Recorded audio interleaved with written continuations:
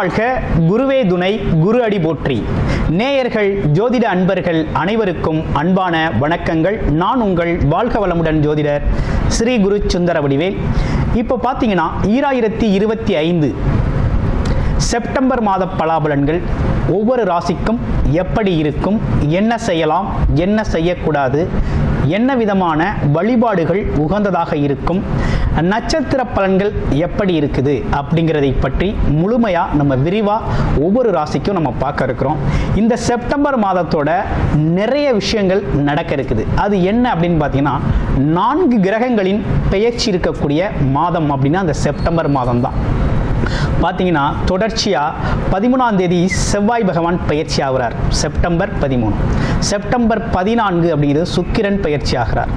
அடுத்து செப்டம்பர் 16 புதன் பகவான் பயிற்சி ஆகிறார். அடுத்து செப்டம்பர் 17 சூரியனும் பார்த்தீங்கன்னா அடுத்த ராசிக்கு பயணம் போகிறார். அப்போ இந்த காலகட்டத்தில் பல்வேறு விதமான மாற்றங்கள், கிரகத்தின் மாற்றம் எப்படி நடக்குது அப்படிங்கிறத பொறுத்து ஒவ்வொரு ராசிக்கும் பல்வேறு விதமான மாற்றங்களை, முன்னேற்றங்களையும் எதிர்பார்க்கக்கூடிய மாதமாக இந்த மாதம் அப்படிங்கிறது அமைஞ்சிருக்குது. எந்தெந்த ராசிக்கு எப்படி இருக்குது அப்படிங்கிறத விரிவாக தெளிவாக இப்போ நம்ம பார்க்கலாம். இப்போ உங்கள் ராசிக்கு எப்படி இருக்குது அப்படிங்கிறத பார்ப்போம். தனுசு ராசி, காலபுருஷனின் 9வது ராசியாக இருக்கக்கூடிய தனுசு ராசி அன்பர்களுக்கு, குரு பகவானின் ஆதிக்கம் நிறைந்த உங்களுக்கு இந்த காலகட்டம் செப்டம்பர் மாதம் எப்படி இருக்க போகுது? இலக்கை நோக்கி பயணிக்கக்கூடிய ஒரு அமைப்பு அப்படிங்கிறது உண்டு. உங்களுக்குன்னு ஒரு திட்டம் இருக்கும், உங்களுக்குன்னு ஒரு நோக்கம் இருக்கும், உங்களுக்குன்னு ஒரு லட்சியம் இருக்கும்.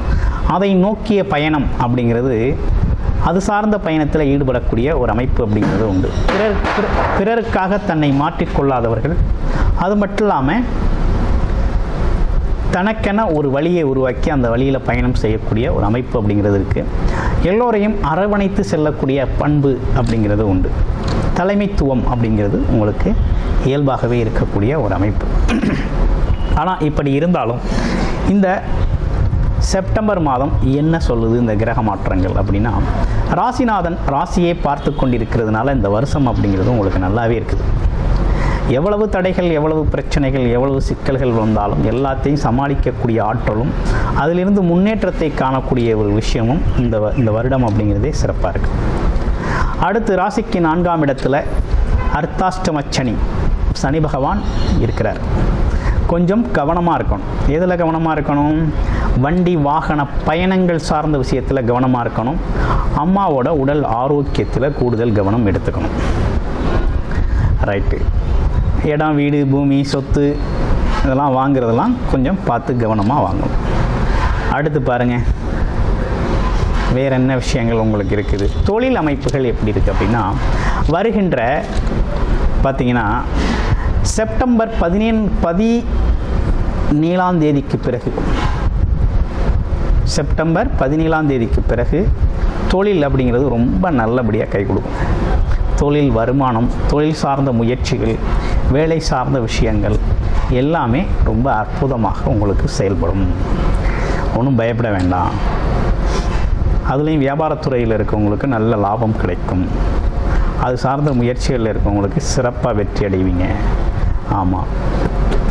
அப்போ செப்டம்பர் மாதத்தின் பிற்பகுதியில் நல்ல முன்னேற்றம் இருக்குது உங்களுக்கு. அதுவரையும் கொஞ்சம் தடை தாமதங்கள் இருந்தாலும் அதற்கு பிறகு நல்ல முன்னேற்றம் இருக்குது. ஸோ நல்ல அருமையான சூழ்நிலைகள் உங்களுக்கு உருவாகிருக்குது. அரசு துறையில் வேலை பார்க்குறவங்க கொஞ்சம் கவனமாக இருக்கணும். ஏன்னா அரசு துறையில் வேலை பார்க்குறவங்களுக்கு இந்த காலகட்டத்தில் இடையூறுகள், ஏதாவது பேப்பர் டாக்குமெண்டேஷன் இஷ்யூஸ் வந்து வேலையில் இடைநிறுத்தம் அப்படிங்கிற ஒரு விஷயம்லாம் ஏற்படக்கூடிய அமைப்பு இருக்குது. கொஞ்சம் கவனமாக இருங்க. அதே போல் ஊழல் சார்ந்த விஷயங்கள், லஞ்சம் வாங்குறது, பண்ணுறது, இப்படிப்பட்ட விஷயங்கள்லாம் இந்த காலகட்டத்தில் கொஞ்சம் ஈடுபட்டாங்க அப்படின்னாக்க கொஞ்சம் அதற்கான பனிஷ்மெண்ட்லாம் உடனுக்குடனே கிடைக்கக்கூடிய அமைப்பில் இந்த கிரகங்கள் இருக்குது, கிரக மாற்றங்கள் இருக்குது. ஏன்னா சூரியன் அப்படிங்கிறது அரசாங்க கிரகம். அரசு கிரகத்தோடு கேது தொடர்பு பெறுது, புதனும் தொடர்பு பெறுது. அப்போ புத்திசாலித்தனமாக உங்களோட விஷயங்கள்லாம் வெளிக்கொண்டு வந்துடுவாங்க. அப்போ என்ன நடக்கும் அப்படின்னா, இந்த அரசு துறையில் வேலை பார்க்குறவங்க, அரசியல் துறையில் இருக்கிறவங்க, இவங்களுக்கெல்லாம் கொஞ்சம் நெருக்கடிகளான காலகட்டமாக அந்த காலகட்டம் இருக்குது. அது எதுவரையும் இந்த நெருக்கடி இருக்கும் அப்படின்னா ஆரம்ப காலகட்டத்தில் இருக்கும். அதாவது செப்டம்பர் 18ஆம் தேதி வரையுமே இந்த பிரச்சனை இருக்குது. அப்போ கூடுதல் கவனம் தேவைப்படுகிறது. உங்களோட வேலை, தொழில் மற்றும் பதவி சார்ந்த விஷயங்களில் கவனம் எடுத்துக்கணும். அப்புறம் வேறு என்ன விஷயங்கள் இருக்குது அப்படின்னா, இந்த காலகட்டத்தை பொறுத்த வகையில், உங்களை பொறுத்த வகையில் திருமண காரியங்கள், சுபகாரியங்கள்லாம் நடக்குமா, நடந்தேறுமா, வரன் கிடைக்குமா அப்படிங்கிறலாம் ஏற்பாடு முயற்சிகள் நடந்துக்கிட்டு இருக்குது. ஒன்றும் நடக்கலை அப்படிங்கிற மாதிரி ஒரு கன்ஃபியூஷன் இருக்கு இல்லையா, அதெல்லாம் சரியாயிடும். வரன் கிடைக்கும், வரன் தேடி வரக்கூடிய ஒரு அமைப்பு அப்படிங்கிறது இருக்குது. உங்களோட முயற்சிக்கு நீங்கள் இதுவரையும் எடுத்த முயற்சியை விட கொஞ்சம் முயற்சி கம்மியாகவே இந்த காலகட்டத்தில் எடுத்தாலும் உங்களுக்கான வரன் அப்படிங்கிறது இந்த காலகட்டத்தில் அமையும். திருமண யோகங்கள் கை கொடுக்கும். திருமணம் சார்ந்த விஷயங்கள் தனுசு ராசிக்கு கைகூடக்கூடிய ஒரு அமைப்பு அப்படிங்கிறது ரொம்ப நல்லா இருக்குது. குடும்ப அமைப்புகள்லாம் எப்படி இருக்குது அப்படின்னு பார்க்கையில், குடும்ப அமைப்புகள் பார்த்திங்கனாக்க இந்த காலகட்டத்தில் கொஞ்சம் பொறுமையாக விட்டு கொடுத்து போகணுங்கிற மாதிரி இருக்குது. பெண்கள் அப்படிங்கிறவங்க இந்த காலகட்டத்தில் சப்போர்ட்டிவாக தான் இருப்பாங்க. குடும்ப பெண்கள் அப்படிங்கிறது ஆதரவாகவும் சப்போர்ட்டிவாகவும் இருக்கக்கூடிய ஒரு அமைப்பு இருக்குது. இருந்தாலும் குடும்பத்தில் 3வது நபர்கள் தலையீடு இருக்குது அப்படின்னாக்க கொஞ்சம் குழப்பங்கள் வரும். அதனால் 3வது நபர் பேச்சு கேட்டு உங்களுக்குள்ள தேவையில்லாத விஷயங்களை பேசி அல்லது பழைய சம்பவங்களை பற்றி பேசி சங்கடங்களை உருவாக்கி கொள்ள வேண்டாம். ஓகேங்களா? அடுத்து பார்த்தோம் அப்படின்னா வேறு என்ன விஷயங்கள் இருக்குது அப்படின்னு பார்க்கையில், படிப்பு சார்ந்த விஷயங்கள் தனுசு ராசி குழந்தைகளுக்கு நல்லா இருக்குமா அப்படின்னா ரொம்ப சூப்பராக இருக்கும். படிப்பு சார்ந்த விஷயத்தில் சாதிக்கக்கூடிய அமைப்பு அப்படிங்கிறது இருக்குது. கல்வி சார்ந்த விஷயத்தில் நல்ல முன்னேற்றம் இருக்கும். வித்தை கைகூடும் அப்படிங்கிற மாதிரி இருக்குது. ஓகே, உங்கள் ராசியில் இருக்கக்கூடிய நட்சத்திரங்களுக்கு என்னென்ன பலன்னு பார்த்துருவோம். ஃபஸ்ட்டு முதல் நட்சத்திரம் மூல நட்சத்திரம். மூல நட்சத்திரத்தை பொறுத்த வகையில் இந்த காலகட்டத்தில் பார்த்தீங்க அப்படின்னா, அதாவது பயணங்கள் சார்ந்த விஷயங்கள் ரொம்ப நல்லா இருக்குது. வெளிநாடு போகணுன்னா போகலாம், வெளியூர் போகணுன்னா போகலாம். வேலைக்காக போகிறது, வெளிநாடு வெளியூர் பயணங்கள் போகிறது ரொம்ப நல்லா இருக்குது. அதே போல் அரசு துறையில் வேலை பார்க்குறவங்களுக்கு டிரான்ஸ்ஃபர் கிடைக்கக்கூடிய ஒரு அமைப்பு அப்படிங்கிறது இருக்குது. அடுத்து பார்த்தோம்னாக்க படிப்புக்காக வெளியில் போகிறது அப்படிங்கிறது ரொம்ப நல்லா இருக்குது. வேறு என்ன சிறப்பு விசேஷங்கள் இருக்குது அப்படின்னா, குலதெய்வ கோயில்களை எடுத்து கட்டுறது, செய்கிறது, அதுகளுக்கான பரிகாரங்கள், நீண்ட நாள் மனசில் இருந்த ஆசைகள் பரிகாரங்களை நிறைவேற்றி கொள்வது, ஆலயம் சார்ந்த விஷயங்களுக்கு அடிக்கடி பார்த்திங்கன்னா ஆலயங்களுக்கு போயிட்டு வர்றது, இப்படிப்பட்ட விஷயங்களுக்கெல்லாம் ரொம்ப சிறப்பை தரும் வகையில் அமைஞ்சிருக்குது. முன்னோர்கள் நினைவு கூறுதல் அப்படிங்கிற ஒரு விஷயம்லாம் ரொம்ப நல்லா இருக்குது. பாக்கியஸ்தான அமைப்பு அப்படிங்கிறதுனால நீங்கள் இந்த காலகட்டத்தில் குலதெய்வம் கோயில் வழிபாடும், அதே நேரத்தில் பார்த்தீங்கன்னாக்க ஆலயங்களுக்கு உங்களால் முடிஞ்ச உதவிகளை செய்கிறது அப்படிங்கிறது ரொம்ப நல்லது. அடுத்து பூராடம் நட்சத்திரம். பூராடம் நட்சத்திரத்துக்கு எப்படி இருக்க போகுது அப்படிங்கிறத பார்க்கையில், பூராடம் நட்சத்திரத்தை பொறுத்த வகையில் இந்த காலகட்டத்தில் வேலை சார்ந்த அமைப்புகள் ரொம்ப நல்லா இருக்குது. அடுத்து பார்த்தோம்னாக்க தொழில் சார்ந்த அமைப்புகளுக்காக இடம்பெயர்றது அப்படிங்கிறதெல்லாம் ரொம்ப நல்லா இருக்குது.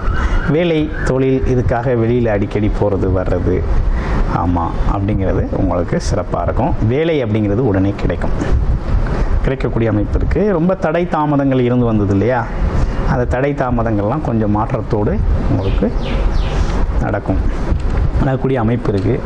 அதே போல் பெண்கள் சம்மந்தப்பட்ட விஷயங்களில் கொஞ்சம் கவனமாக இருங்க. அது மட்டும் இல்லாமல் 2வது திருமணத்துக்கான ஏற்பாடுகள் நடக்குது அப்படின்னா திருமணம் கைகூடக்கூடிய ஒரு தன்மை இருக்குது. ஆசைகள், கனவுகள் அப்படிங்கிற ஒரு விஷயத்தில் கொஞ்சம் தடை தாமதத்தோடு நிறைவேறக்கூடிய ஒரு அமைப்புகள் இருக்குது. சின்ன சின்ன விஷயங்கள் நடக்காத மாதிரி ஒரு தோற்றத்தை உருவாக்கிட்டு பிறகு நடக்கக்கூடிய ஒரு அமைப்பு அப்படிங்கிறது உருவாகும். அடுத்து உத்திராடம் நட்சத்திரம்.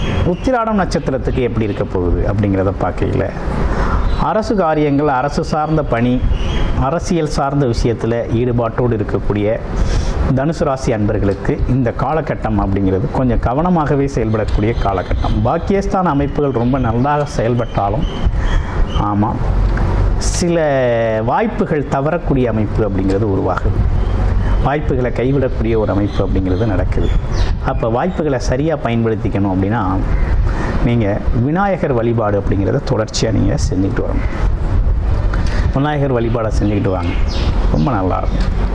ஆமாம், இப்படிப்பட்ட கோச்சார அமைப்புகள் அப்படிங்கிறது இப்படிப்பட்ட பலன்களை கொடுத்துருக்கு.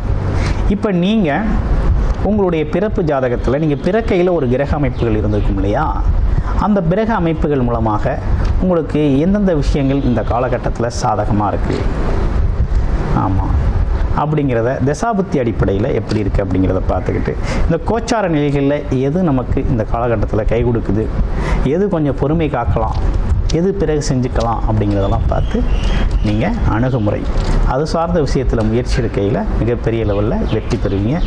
சாதிக்கக்கூடிய ஒரு தன்மை அப்படிங்கிறது உருவாகும்.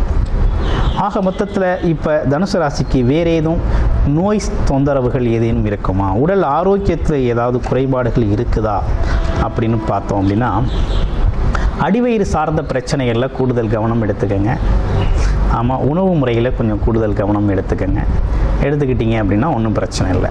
ஏன்னா சில பேருக்கு அடிவயிறு சார்ந்த விஷயங்கள் கொஞ்சம் வலிகள் ஏற்படக்கூடிய தன்மை, குடல் சார்ந்த விஷயங்கள் பார்த்தீங்கன்னாக்க ஒரு அல்சர் இந்த மாதிரி விஷயங்கள் வர்றது, ஆமாம் தொந்தரவுகள் ஏதாவது கொடுக்கறது, இப்படிப்பட்ட விஷயங்கள் வரும். உணவு முறையில் அது கொஞ்சம் சரி பண்ணிக்கிறது அப்படிங்கிறது ரொம்ப முக்கியம். மற்றபடி வேறு ஒன்றும் பெரிய இஷ்யூஸுக்கு வேலை இல்லை. நன்றி, வணக்கம், வாழ்த்துக்கள்.